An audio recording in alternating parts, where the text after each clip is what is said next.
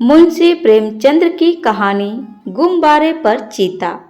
दोस्तों, वीडियो में आगे बढ़ने से पहले अगर आप इस चैनल पर नए हैं तो प्लीज इसे लाइक शेयर सब्सक्राइब जरूर करें और वीडियो पसंद नहीं आए तो डिसलाइक भी कर सकते हैं। इससे पहले वाले वीडियो को आप लोगों ने अपना बहुत सारा प्यार दिया है, इसके लिए धन्यवाद। हमें उम्मीद है कि आप लोग इस वीडियो को भी अपना बहुत सारा प्यार देंगे। और दोस्तों, आप लोग मुंशी प्रेमचंद की कहानी को, सभी एक कहानी को आप लोग अपना बहुत सारा प्यार दे रहे हैं, उसके लिए आप लोग का दिल से धन्यवाद है। मैं तो जरूर जाऊंगा, चाहे कोई छुट्टी दे या ना दे।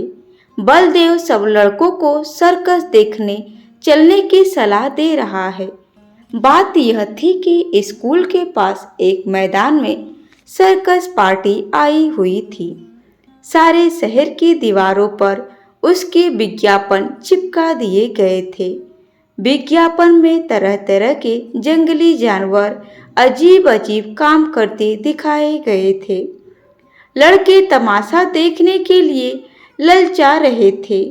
पहला तमाशा रात को शुरू होने वाला था, मगर हेडमास्टर साहब ने लड़कों को वहां जाने की मनाही कर दी थी।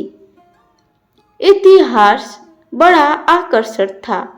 आ गया है जिस तमाशे की आप लोग भूख प्यास छोड़कर इंतजार कर रहे थे, वही बम्बई सर्कस आ गया है। आइए और तमाशे का आनंद उठाइए। बड़े बड़े खेलों के सिवा एक खेल और भी दिखाया जाएगा, जो न किसी ने देखा होगा और न सुना होगा। लड़कों का मन तो सर्कस में लगा हुआ था।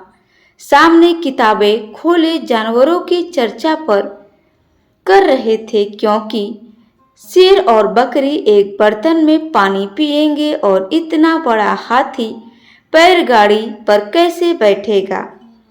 बैलगाड़ी के पहिए बहुत बड़े बड़े होंगे। तोता बंदूक छोड़ेगा और बनमानुस बाबू बनकर मेज पर बैठेगा। बलदेव सबसे पीछे बैठा हुआ अपनी हिसाब की कॉपी पर शेर की तस्वीर खींच रहा था और सोच रहा था कि कल शनिचर नहीं इतवार होता तो कैसा मजा आता। बलदेव ने बड़ी मुश्किल से कुछ पैसे जमा किए थे। मना रहा था कि कल छुट्टी हो और कब भागूं। हेडमास्टर साहब का हुक्म सुनकर वह जामे से बाहर हो गया। छुट्टी होते ही वह बाहर मैदान में निकल आया और लड़कों से बोला, मैं तो जाऊंगा, जरूर जाऊंगा, चाहे कोई छुट्टी दे या न दे। मगर और लड़के इतने साहसी न थे। कोई उसके साथ जाने पर राजी न हुआ। बलदेव अब अकेला पड़ गया, मगर वह बड़ा जिद्दी था। दिल में जो बात बैठ जाती उसे पूरा करके ही छोड़ता था। शनिचर को और लड़के तो मास्टर के साथ गेंद खेलने चले गए।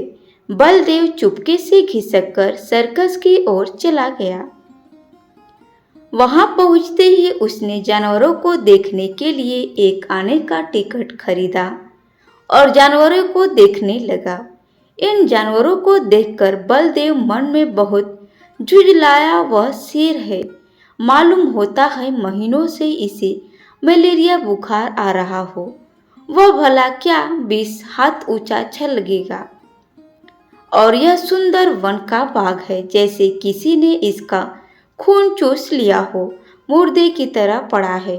वाह रे भालू, यह भालू है या सुअर, और वह भी काना, जैसे मौत के चंगुल से निकल भागा हो।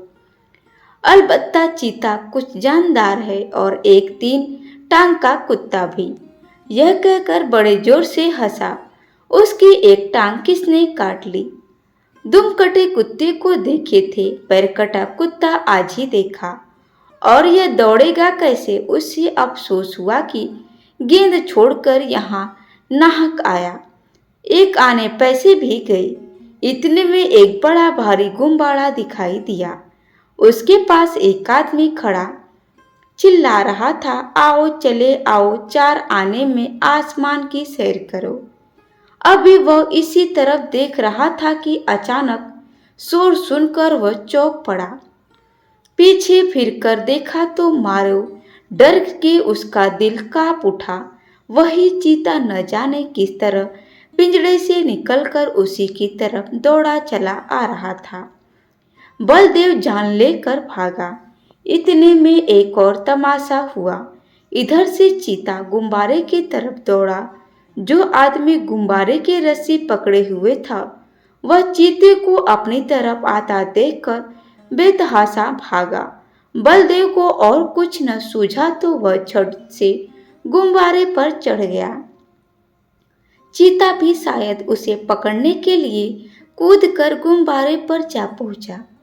गुब्बारे की रस्सी छोड़कर तो वह आदमी पहले ही भाग गया था। वह गुब्बारा उड़ने के लिए बिल्कुल तैयार था। रस्सी छूटते ही वह ऊपर उठा। बलदेव और चीता दोनों ऊपर उड़ गए।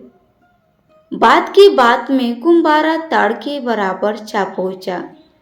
बलदेव ने एक बार नीचे देखा तो लोग चिल्ला चिल्ला कर उसे बचाने के उपाय बतलाने लगे, मगर बलदेव के तो होश उड़े हुए थे। उसकी समझ में कोई बात न आई। ज्यों ज्यों गुब्बारा ऊपर उठता जाता था चीते की जान निकली जाती थी। उसकी समझ में न आता था कि कौन मुझे आसमान की ओर लिए जाता है। वह चाहता तो बड़ी आसानी से बलदेव को चट कर जाता, मगर उसे अपनी ही जान की फिक्र पड़ी थी। सारा चीतापन भूल गया था। आखिर वह इतना डरा कि उसके हाथ पांव फूल गए और वह फिसलकर उल्टा नीचे गिरा। जमीन पर गिरते ही उसकी हड्डी पसली चूर चूर हो गई। अब तक तो बलदेव को चीते का डर था, अब यह फिक्र हुई कि गुब्बारा मुझे कहाँ लिए जाता है। वह एक बार घंटा घर की मीनार पर चढ़ा था। ऊपर से उसे नीचे के आदमी खिलौने से और घर घरौंदे से लगते थे, मगर इस वक्त वह उससे कई गुना ऊंचा था। एकाएक उसे एक बात याद आ गई। उसने किसी किताब में पढ़ा था कि गुब्बारे का मुंह खोल देने से गैस निकल जाती है और गुब्बारा नीचे उतर आता है, मगर उसे यह न मालूम था कि मुंह बहुत धीरे धीरे खोलना चाहिए। उसने एकदम उसका मुंह खोल दिया और गुब्बारा बड़े जोर से गिरने लगा। जब जमीन से थोड़ी ऊंचाई पर आ गया तो उसने नीचे की तरफ देखा, दरिया बह रहा था। फिर तो वह रस्सी छोड़कर दरिया में कूद पड़ा और तैरकर निकल आया। दोस्तों, वीडियो में अंत तक बने रहने के लिए आप लोग